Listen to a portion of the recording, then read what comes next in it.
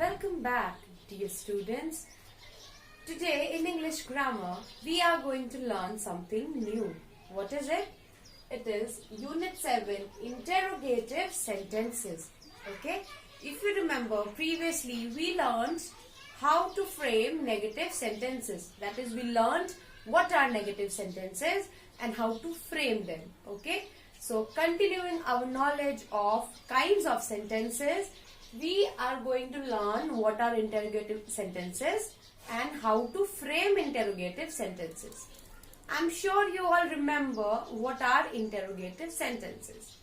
A sentence that asks a question and ends with a question mark. Okay? A sentence which poses a question and which ends with a question mark is called an interrogative sentence. When a question is being asked to you, are you hungry? Did you study for your exams? Did you eat properly? Were you in the park?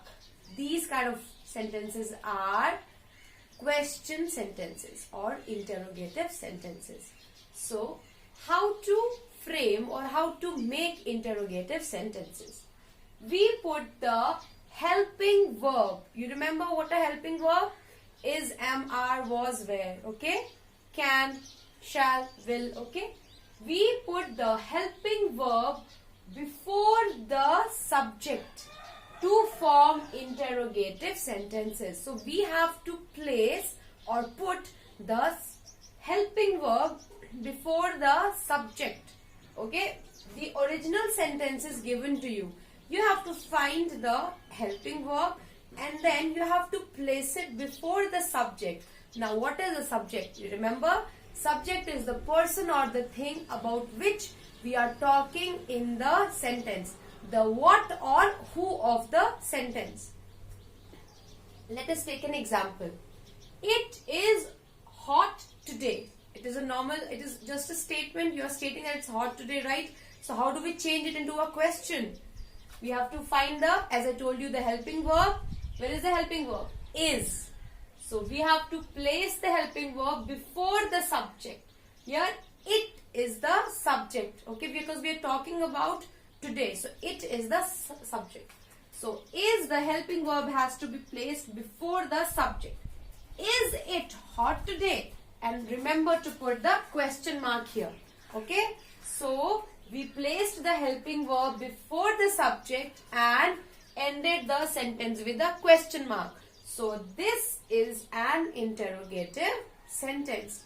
Let us take another example. This is in the past tense. He was singing loudly. So, how do we change it into a question? First, find the helping verb. Where is the helping verb here? Was. Now, place it before the subject. The subject is who was singing loudly? He. So, the question who, we get the answer as he. So, he is the subject. So, was is placed before the subject he. Was he singing loudly? And ended with a question mark. So, these are very simple tricks or very simple ways to change a sentence into an interrogative sentence. Simply put the helping verb before the subject and put a question mark at the end of the sentence. Okay.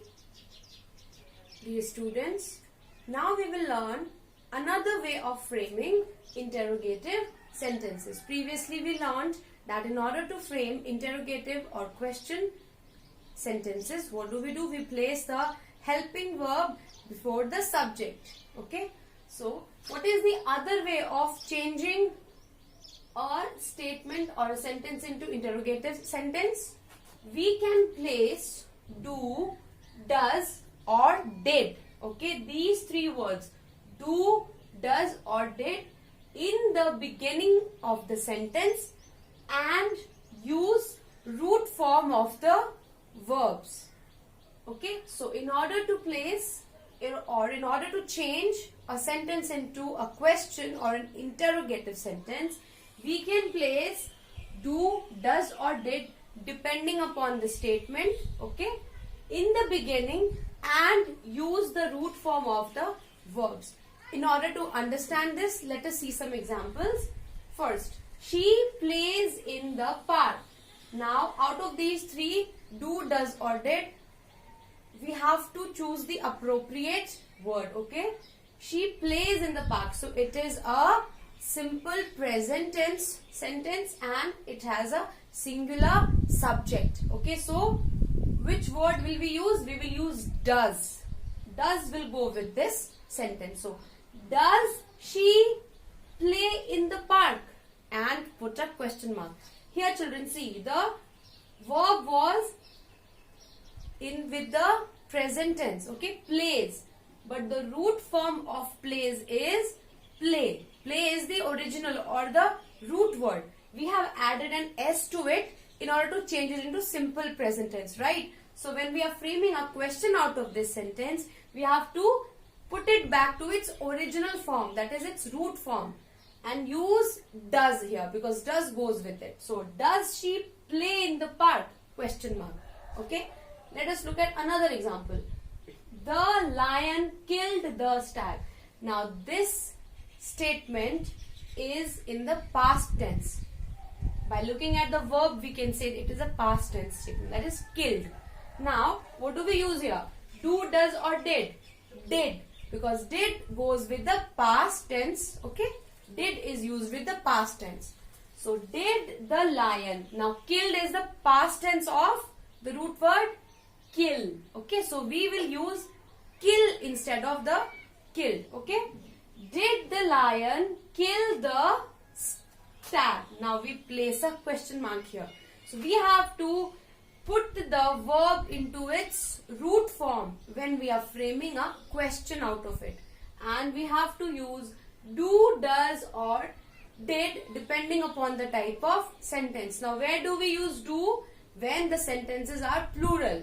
They play in the park. So, we'll use do they play in the park? Okay. Here we don't have to change the verb because it is there. We have to simply use do with the plural sentence. Okay. When the subject is plural, they is plural.